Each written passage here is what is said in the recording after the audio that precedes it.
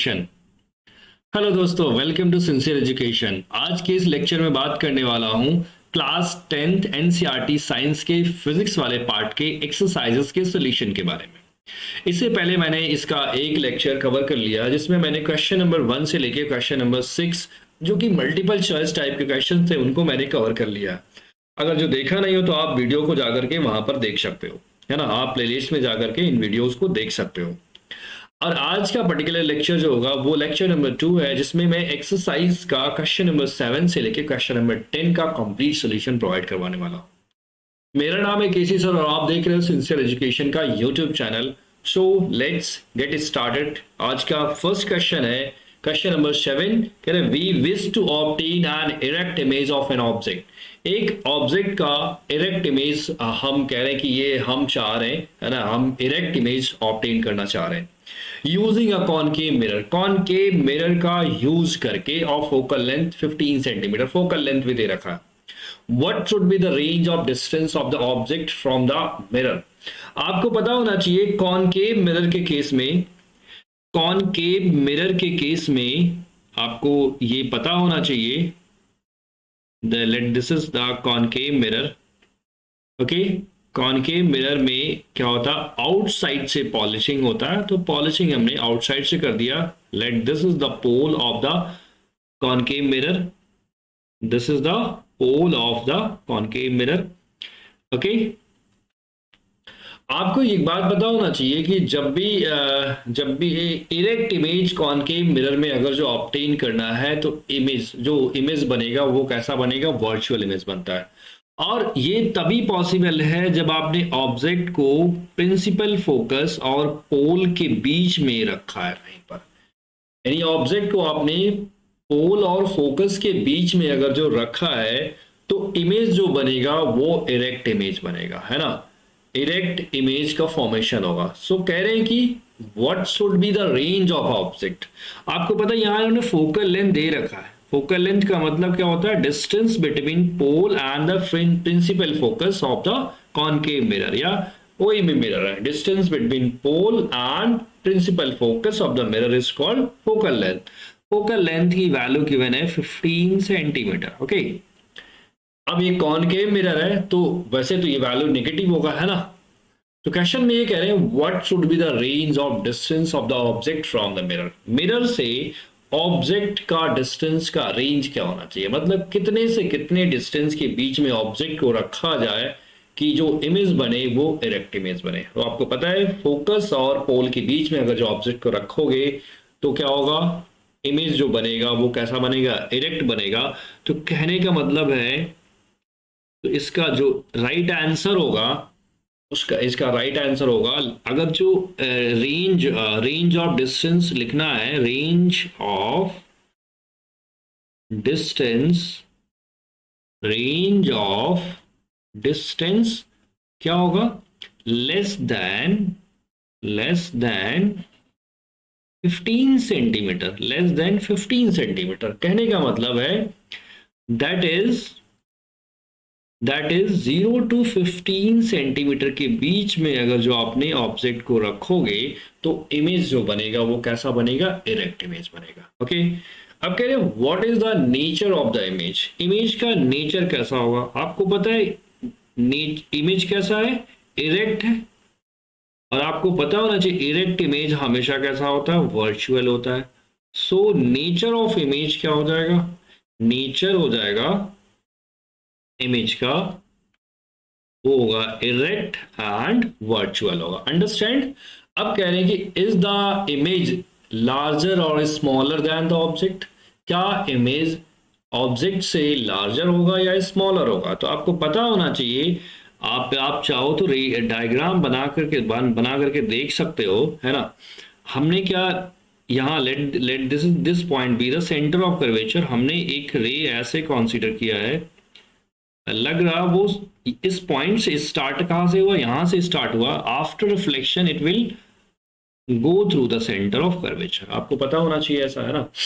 और अगर जो मैं एक रे को और कंसीडर कर लूं कुछ ऐसे, है ना, आप कोई भी देखो, आप रूल को फॉलो करो, है ना। आपको पता है ये आप ऐसा क्यों होता है, जब कोई ray of light centre of curvature से पास होते हुए जाती है और मिरर से रिफ्लेक्ट होती है तो उसी पाथ से रिटर्न होकर चली जाती है। ऐसा क्यों होता है? क्योंकि मिरर के केस में सेंटर ऑफ कर्वेचर और मिरर का जो आपका सरफेस है उसको ज्वाइन करने वाली लाइन क्या होती है? नॉर्मल होती है। और आपको पता है नॉर्मल के अलोंग फॉल होने वाली लाइट रिफ्लेक्ट होकर के उसी पाथ से रिटर्न हो जाती है ना। अब ये एक रे ऑफ लाइट हमने कंसीडर किया है जो कि पोल पर फॉल हो रहा है। तो आफ्टर रिफ्लेक्शन क्या होगा? आफ्टर रिफ्लेक्शन ये क्या हो जाएगा? कुछ इस पाथ के अलोंग चला जाएगा by following the laws of reflection. This angle and this angle must be equal to each other. तो इनका इमेज देखना है तो आपको पता है इस साइड में क्या है? ये कभी मीट नहीं करेंगे, है ना। इनका एक्चुअल मीटिंग कभी नहीं पॉसिबल है। तो हम क्या करेंगे? इनको पीछे की तरफ एक्सटेंड करेंगे। पीछे की तरफ भी ये कहीं किसी पॉइंट पर तो मीट करने वाले हैं, तो इस पॉइंट पर ये मीट करने वाले हैं। आप मुझे बताओ यहाँ पर इमेज साइज कैसा दिख रहा है? इमेज साइज कैसा दिख रहा है? लार्जर दिख रहा है ना। तो इमेज कह रहे हैं कि लार्जर होगा या स्मॉलर होगा, है ना। इमेज साइज कैसा होगा? लार्जर होगा या स्मॉलर होगा? तो आप बोलोगे image will be larger. Image will be larger than the object object से क्या होगा? लार्जर होगा। अंडरस्टैंड? ये हमारे पास आ गया। And draw a ray diagram to show the image formation in this case. In this case image formation कैसा होगा? तो आपको रे डायग्राम भी यहाँ पर आपको दिख रहा है ना। अब क्वेश्चन नंबर 8 है। क्वेश्चन नंबर 8 में आपसे बोला जा रहा है हेडलाइट्स ऑफ अ कार किस टाइप के मिरर का होता है ना। तो आपको पता होना चाहिए हेडलाइट्स जो कार का होता है वो कॉनकेव मिरर का होता है। क्या होता है? कॉनकेव मिरर का बना होता है। ऐसा क्यों होता है? क्योंकि अगर जो कॉनकेव मिरर का काम क्या होता है? अगर जो सोर्स ऑफ लाइट कहां पर है, अगर जो सोर्स ऑफ लाइट को हम कहां पुट कर देते हैं? इसके प्रिंसिपल फोकस पर। यहां पर हमने क्या कर दिया? सोर्स ऑफ लाइट को रख दिया। क्या रख दिया यहां पर? सोर्स ऑफ लाइट को रख दिया। सोर्स ऑफ लाइट को रख दिया तो क्या होगा? आपको पता है आफ्टर रिफ्लेक्शन, यहां पर आफ्टर रिफ्लेक्शन जो बीम ऑफ लाइट होगा आपको क्या मिल जाएगा? पैरेलल बीम ऑफ लाइट मिलेगा। क्या मिलेगा? आफ्टर रिफ्लेक्शन जो आपको मिलेगा, है ना, वो क्या मिलेगा? पैरेलल बीम ऑफ लाइट मिलने वाला है ना। क्या मिलने वाला है? Parallel beam of light. और वो क्या होगा? कहने का मतलब आपके पास powerful parallel beam of light मिलने वाला है। अगर जो सोर्स ऑफ लाइट को आपने कहां पर रखा है? सोर्स ऑफ लाइट को अगर जो आपने कहां पर पुट किया है? प्रिंसिपल फोकस पर रखा है। तो आफ्टर रिफ्लेक्शन इट विल, आपको पता है कि after reflection it will becomes parallel to the principal axis. It will become parallel to the principal axis. तो आपको पता है कि हेडलाइट्स में ऐसी रिक्वायरमेंट होती ही होती है ना। हेडलाइट्स में ऐसी ही रिक्वायरमेंट होती है सो दैट हमें पैरेलल बीम्स ऑफ लाइट मिले, है ना। वो powerful parallel beam of light मिले, है ना। आपको थोड़ा सा क्या होगा? आपको कार चलाने में आसानी हो जाएगी, है ना। साइड और rear view mirror of a vehicle. किसी व्हीकल का साइड या रियर व्यू मिरर क्या होता है? कॉन्वेक्स मिरर होता है। ऐसा क्यों होता है? क्योंकि कॉन्वेक्स मिरर के सिचुएशन में आपको पता है ऑब्जेक्ट इन्फिनिटी पर रखा हुआ या इन्फिनिटी और पोल के बीच में कहीं पर रखा हुआ। इन्फिनिटी और पोल के बीच में कहीं पर किसी भी लोकेशन पर रखा गया है। इमेज हमेशा इरेक्ट बनता है और डिमिनिश बनता है। दैट्स वाई हम साइड या रियर व्यू मिरर में हम कॉन्वेक्स मिरर ज्यादा प्रेफर करते हैं, है ना। सोलर फर्नेस क्या होता है? सोलर फर्नेस का यूज होता है, सोलर फर्नेस में कॉनकेव मिरर का यूज होता है क्योंकि ये कन्वर्जिंग मिरर होता है और ये सारी लाइट्स को क्या करता है? एक पॉइंट पर कंसंट्रेट कर देता है ना। दैट्स व्हाई सोलर फर्नेस में क्या होता है? कॉनकेव मिरर का यूज होता है। अंडरस्टैंड? अगला प्रॉब्लम है कि 1/2 ऑफ अ कॉन्वेक्स लेंस। एक कॉन्वेक्स लेंस है, उसका हाफ पार्ट क्या कर दिया? ब्लैक पेपर से कवर कर दिया। Will this lens produce a complete image of the object? तो बोलोगे यस, क्या होगा, कह रहे हैं कि एस, आपको क्या लिखना होगा, S this lens will produce a complete image of the object. S this lens will produce a complete image, a complete image a complete image of the object, a complete image of the object। But problem थोड़ा सा आने वाला है, brightness और intensity वो थोड़ा सा reduce हो जाएगा, है ना। But brightness but brightness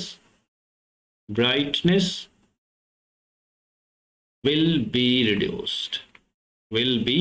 reduced, brightness क्या हो जाएगा, थोड़ा सा कम हो जाएगा, है ना। ओके, ब्राइटनेस की वैल्यू थोड़ी सी कम हो जाएगी, है ना। कह रहे हैं कि वेरीफाई योर आंसर एक्सपेरिमेंटली, है ना, आपको अपने आंसर को एक्सपेरिमेंटली वेरीफाई करना है। तो आपको क्या करना है, एक कॉन्वेक्स लेंस लेना है, उसका लोअर या अपर हाफ क्या करना है, ब्लैक पेपर से कवर कर देना है, और आपको उसकी हेल्प से क्या करना होगा, एक डिस्टेंट ऑब्जेक्ट का इमेज देखना होगा। डिस्टेंट ऑब्जेक्ट कहने का मतलब बाहर जो है ट्री देखना है या बाहर कुछ और देखना है ना। आपको अगर जो आप उसका इमेज देखोगे ना, तो उसका इमेज जो बनेगा वो कंप्लीट इमेज का फॉर्मेशन होता है। तो ये एक्सपेरिमेंटली आप वेरीफाई कर सकते हो, है ना। अगर जो आप चाहो तो इनका जो रे डायग्राम है, जैसे अगर जो हम केस नंबर 1 ले लें, केस नंबर 1 केस में क्या है, हमने क्या किया, अपर हाफ को कवर कर दिया। अपर हाफ इज कवर्ड, क्या कर दिया, अपर हाफ को कवर्ड कर दिया। जो लेंस है, कॉन्वेक्स लेंस है आपका, है ना, उसके अपर हाफ पोर्शन को हमने क्या कर दिया, कवर्ड कर दिया। ओके, क्या कर दिया, अपर हाफ पोर्शन को कवर कर दिया ब्लैक पेपर से। ओके, ये हमारे पास क्या है, ऑब्जेक्ट है, क्या है हमारे पास, ऑब्जेक्ट है। ओके, और हमारे पास जस्ट अ मिनट कि ओके, है ना। तो कहने का मतलब, अगर जो आपने ऑब्जेक्ट को यहां पर पुट कर दिया है ना, तो अब इसका इमेज हम फॉर्म करके देखते हैं क्या कंप्लीट इमेज फॉर्म हो रहा है। मान लो दिस पॉइंट इज F1, और यहां पर आप कहीं पर ऑब्जेक्ट को रखोगे, आपको यही कंडीशन, यही आपको केस मिलने वाला, कंप्लीट इमेज का फॉर्मेशन मिलेगा, है ना। और यहाँ पर F2 ले लिया, और यहाँ पर आपको पता है 2F2, अंडरस्टैंड। अब हमने क्या किया, इसका इमेज हम फॉर्म करने की कोशिश करते हैं। हम क्या करते हैं, एक रे ऑफ लाइट को यहाँ से पास करा देते हैं, है ना। आपको पता है जब प्रिंसिपल फोकस से रे ऑफ लाइट जाता है ना, after refraction it will become parallel to the principal axis. Okay, अब एक रे ऑफ लाइट को हमने ऐसे भी ले लिया, है ना, और यहां से क्या किया हमने, इसको कुछ ऐसा कर दिया, है ना, ये कुछ ऐसा आ जाएगा, कहीं ना कहीं इसकी मीटिंग हो जाएगी, है ना। तो हमने कहा इसका इमेज कहाँ बन रहा है, यहाँ पर आपको दिख रहा है, यहाँ पर कंप्लीट इमेज का फॉर्मेशन हो रहा है ना। आप अगर जो आपने अपर हाफ को ब्लैक पेपर से कवर कर दिया, उसके बाद भी कंप्लीट इमेज का फॉर्मेशन हो रहा है। केस नंबर 2 में, दूसरे केस में क्या कर सकते हो, दूसरे केस में लोअर हाफ इज कवर्ड, क्या कर दिया आपने, लोअर हाफ को कवर्ड किया, है ना। अगर जो लोअर हाफ को आपने कवर किया है, क्या किया है, लोअर हाफ को आपने कवर कर दिया, ठीक है। Late this is F1, this is 2F1। Okay, और हमने ऑब्जेक्ट को यहीं पर रखा है। अब हमने क्या किया, लोअर हाफ को कवर किया, क्या किया, लोअर हाफ को कवर किया। अब हमने एक पैरेलल बीम ऑफ लाइट ले लिया। आपको पता है after reflection it will pass through F2, it will pass through F2, है ना, ऐसा होगा कुछ, है ना। अब अब क्या करते हैं, हम एक रे ऑफ लाइट को और कुछ इस तरह से ले लेते हैं, है ना। और ये आपको, अगर जो आप रे इसका रिफ्रैक्शन देखोगे ना, तो कुछ ऐसा होगा, कहीं यहाँ पर मीटिंग होगा, है ना, कहीं पर मीटिंग कुछ ऐसा होगा, है ना। आप यहाँ पर जो इमेज का फॉर्मेशन होने वाला ना, कुछ ऐसा होने वाला कि आप यहाँ पर अगर जो है ना, इस पर्टिकुलर केस के लिए तो ऐसा ही बनने वाला। देखो ये मैंने रफ डायग्राम मैनुअल बनाया, दैट्स वाई ये बाहर थोड़ा सा है, अंदर बन रहा था, हमने अब दिखा दिया इसको, अंदर ही है ना, अंदर ही इसको दिखा दिया है F2, अंडरस्टैंड। और अब ये इमेज कहाँ बनेगा, ये इमेज यहाँ बन रहा है। तो आप देख रहे हो अभी भी कंप्लीट इमेज का फॉर्मेशन हो रहा है ना। तो कहने का मतलब ब्लैक पेपर से आधा अगर जो कवर कर दोगे तब भी कंप्लीट इमेज का फॉर्मेशन होगा, बट कंडीशन होगा थोड़ा सा ब्राइटनेस क्या हो जाएगा, रिड्यूस हो जाएगा, यानी इंटेंसिटी की वैल्यू थोड़ी सी रिड्यूस हो जाएगी, है ना। और एक्सपेरिमेंटली वेरीफाई करने के लिए आपको आइडिया मैंने दे ही दिया। आज के इस लेक्चर का लास्ट क्वेश्चन है, कह रहे हैं an object 5 centimetre in length, है ना। ऑब्जेक्ट आपको गिवन है, आपको यहां पर क्या गिवन है, हाइट ऑफ ऑब्जेक्ट गिवन है, क्या गिवन है, या साइज ऑफ ऑब्जेक्ट बोलो या हाइट ऑफ ऑब्जेक्ट बोलो, कितना गिवन है 5 centimetre plus 5 centimetre plus 5 centimetre. क्यों, क्योंकि ऑब्जेक्ट को हम क्या करते हैं, प्रिंसिपल एक्सिस से हमेशा ऊपर की तरफ पुट करते हैं ना, अपोज डायरेक्शन पुट करते हैं। तो आपको पता है कि प्रिंसिपल एक्सिस के से अबव मतलब अपवर्ड डायरेक्शन में जो डिस्टेंस मेजर करते हैं वो पॉजिटिव होता है, यानी is held plus 25 centimetre away from a converging lens. मतलब आपको ऑब्जेक्ट डिस्टेंस गिवन है कितना, 25 सेंटीमीटर। और आपको पता होना चाहिए ऑब्जेक्ट डिस्टेंस कहाँ होता है, ऑब्जेक्ट हमेशा लेंस के लेफ्ट साइड में पुट करते हैं, और आप लेफ्ट साइड में है तो आपको पता है लेफ्ट साइड में यू की वैल्यू क्या हो जाएगी, नेगेटिव हो जाएगी। और आपको साइन कन्वेंशन थोड़ा सा पता होना चाहिए। और भी कहने का मतलब लेफ्ट साइड जो ऑप्टिकल सेंटर से जितनी डिस्टेंस लेफ्ट साइड में होती है वो नेगेटिव, और राइट साइड में जितनी डिस्टेंस होती है वो पॉजिटिव होती है ना।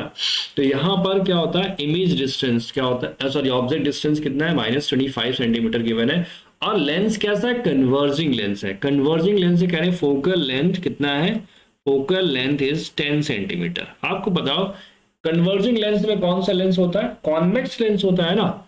ये लेंस क्या है, कन्वर्जिंग है। कैसा लेंस है, कन्वर्जिंग लेंस है। अगर ये कन्वर्जिंग लेंस है इसका मतलब ये कॉन्वेक्स लेंस है ना, which means convex lens, which means convex lens. अगर ये कॉन्वेक्स है तो फोकल लेंथ की वैल्यू क्या हो जाएगी, +10 सेंटीमीटर। आई बात समझ में। कह रहे ड्रॉ द रे diagram and find the position, size and the nature of the image formed, है ना। आपको रे डायग्राम बनाना है। देखो यहाँ पर हम बनाते हैं यहाँ रे डायग्राम। यहाँ पर हमारे पास लेंस क्या है, लेंस है कन्वर्जिंग लेंस यानी कॉन्वेक्स लेंस है। लेंस क्या है, कन्वर्जिंग है यानी कॉन्वेक्स लेंस है। हमने कॉन्वेक्स लेंस कुछ ऐसा बना दिया। Okay, optical centre, let's say this point B is being optical center. Okay, this is the optical center, understood? Okay, बात समझ में आई तो हम आगे बढ़े, है ना। अब देखो यहाँ पर अगर ये हमारे पास ऑप्टिकल सेंटर है और let's say this is F1, ये क्या है हमारे पास 2F1, और ये क्या है हमारे पास, let's say this is F2 and this is 2F2। और आपको पता होना चाहिए ऑप्टिकल सेंटर की F2 से डिस्टेंस की जितनी होती है वो क्या होता है, फोकल लेंथ के इक्वल होता है। ये वैल्यू कितनी है, 10 सेंटीमीटर है। कितना है, 10 सेंटीमीटर है। तो ये वैल्यू कितनी हो जाएगी, ये डबल है ना, ट्वाइस हो जाएगा इसका। कितना हो जाएगा, 20 सेंटीमीटर। सिमिलरली F1 ये भी वैल्यू कितनी है, ये भी वैल्यू आपके पास कितनी है, 10 सेंटीमीटर है। कितनी है, 10 सेंटीमीटर। सिमिलरली 2F1 की वैल्यू भी क्या हो जाएगी, 20 सेंटीमीटर। क्या है, 20 सेंटीमीटर। अब क्वेश्चन में ऑब्जेक्ट को कह रहे हैं कि -25 सेंटीमीटर। कहने का मतलब ऑब्जेक्ट को कहां रखा है इन्होंने, ऑब्जेक्ट को रखा है, ऑब्जेक्ट को रखने का जो प्लेस है वो क्या है, वो 25 सेंटीमीटर। इसका मतलब ये 2F1 से बियॉन्ड है ना ऑब्जेक्ट को, और इसकी लेंथ कितनी है, 5 centimetre. Late this is the length 5 centimetre. Okay, और आपको पता है कि जब ऑब्जेक्ट बियॉन्ड 2F1 होता है तो इमेज कहाँ फॉर्म होता है, इमेज आपको पता है F2 और 2F2 के बीच में, सॉरी एक मिनट, जब ऑब्जेक्ट इन्फिनिटी पर होता है इमेज कहाँ फॉर्म होता है, F2 पर फॉर्म होता है, और जब टू बियॉन्ड 2f1 होता है तो f2 और 2f2 के बीच में फॉर्म होता है ना। अब हम क्या करते हैं, एक रे कंसीडर कर लिया ऐसा कुछ, है ना, पैरेलल बीम ऑफ लाइट, है ना, parallel ray of light consider कर लिया। अब क्या होगा, after reflection it will pass through the principal focus f2। अब हमने क्या किया, एक ऐसा रे कंसीडर किया जो ऑप्टिकल सेंटर से पास होगा, और ऑप्टिकल सेंटर्स पर आपको से जाने वाली रे कभी डेविएट नहीं होती, आपको पता होना चाहिए। तो अब ये हमारे पास इस पॉइंट पर मीटिंग हो रही, दैट्स वाई ये पॉइंट का इमेज कहाँ बन जाएगा, ए पॉइंट का इमेज यहाँ बन जाएगा। इस पॉइंट का इमेज कहाँ बनेगा, इस पर्टिकुलर पॉइंट पर बन जाएगा। ओके, इस पॉइंट पर आपको इमेज फॉर्म हो जाएगा, मान लो A dash and B dash. Understand. अब क्वेश्चन में कह रहे हैं कि पोजीशन भी बताना है इमेज का, साइज भी बताना और नेचर भी बताना है इमेज का, है ना। तो वैसे देखो आप कह सकते हो जो इमेज का नेचर होगा वो कैसा होगा रियल होगा, इन्वर्टेड होगा। अब साइज और पोजीशन हम कैलकुलेट कर लेते हैं from lens formula. Lens formula क्या होता है, 1/f equal to 1/v minus 1/u होता है। 1/f की वैल्यू कितनी है, 10 सेंटीमीटर। 1/v कैलकुलेट करना है, माइनस ऑब्जेक्ट डिस्टेंस कितना है, -25। तो ये माइनस है, ये माइनस प्लस हो गया। After simplifying you will get over here 1/v equal to 1/10 minus 1/25। तो यहां से क्या मिल जाएगा, 25 और 10 का एलसीएम क्या हो जाएगा, ये आ जाएगा आपके पास 50, है ना। एलसीएम क्या हो जाएगा, 50 ले लो, ये हमारे पास एलसीएम 50 हो जाएगा। कहने का मतलब एक ऐसा नंबर होना जो दोनों से डिविजिबल होना चाहिए। तो ये 5 हो गया, ये 2 हो गया, 5 माइनस 2 आ गया 3, है ना, कितना आ गया 3/50। 1/v की वैल्यू कितनी आ गई, 3/50, यानी v की वैल्यू आ जाएगी 50/3। दैट इज इक्वल्स टू 3 1 जा 3, 3 1 जा 3, 3 6 जा 18, 3 6 जा 18, तो ये आ जाएगा प्लस 16.667, है ना। तो आपको दिख रहा है कि ये जो हमने इमेज रे डायग्राम बनाया वो भी क्या है, करेक्ट। आपको पता है ये क्या है, 10 सेंटीमीटर और 20 सेंटीमीटर के बीच में आना चाहिए, जो कि बन रहा है ना 10 16 पॉइंट। सो ये क्या हो गया, पोजीशन ऑफ इमेज होगा, क्या हो गया, this is the position of image, position of image हो गया। अब क्या पूछा जा रहा है, कह रहे हैं कि साइज ऑफ इमेज क्या होगा, साइज ऑफ इमेज क्या होगा। अब आपको पता होना चाहिए मैग्निफिकेशन क्या होता है, इन केस ऑफ लेंस होता है, in case of lens magnification होता है height of image upon height of object is equal to v upon u होता है, v अपॉन यू होता है। तो यहां से मुझे बताइए हाइट ऑफ इमेज नहीं पता, आपको यही कैलकुलेट करना है, यानी साइज ऑफ इमेज कैलकुलेट करना है। और ऑब्जेक्ट का इमेज साइज कितना है, 5 सेंटीमीटर। v की वैल्यू कितनी है, 50/3 ले लो आप, है ना, अपॉन u की वैल्यू कितनी है, u की वैल्यू है -25, क्या है -25। तो यहां से क्या मिल जाएगा आपको, हाइट ऑफ इमेज मिल जाएगा कितना, 5 इंटू 50/3 इंटू -1/25, 25 2 जा कैंसिल हो गया, यहां से 2 5 जा 10, क्या आ गया -10/3 आ गया, 10/3 सेंटीमीटर। अच्छा, नेगेटिव साइन इंडिकेट कर रहा कि इमेज जो बनेगा वो कैसा बनेगा, इन्वर्टेड बनेगा, है ना, और ऑब्जेक्ट से छोटा बनेगा। कैसा बनेगा, ऑब्जेक्ट की साइज से छोटा बनेगा। कैसा हो जाएगा, 3 3 जा 9, 3 3 जा 9, ये आपके 3.33 सेंटीमीटर आ जाएगा, 3.333 सेंटीमीटर। अंडरस्टैंड। तो अब यहाँ नेगेटिव साइन इंडिकेट कर रहा जो इमेज बनेगा वो कैसा बनेगा, पहला नंबर इन्वर्टेड बनेगा, इन्वर्टेड बनेगा, और दूसरा केस रियल बनेगा, इन्वर्टेड एंड रियल। तो ये हो गया नेचर ऑफ इमेज, क्या हो गया, नेचर ऑफ इमेज, ये हो गया नेचर ऑफ इमेज।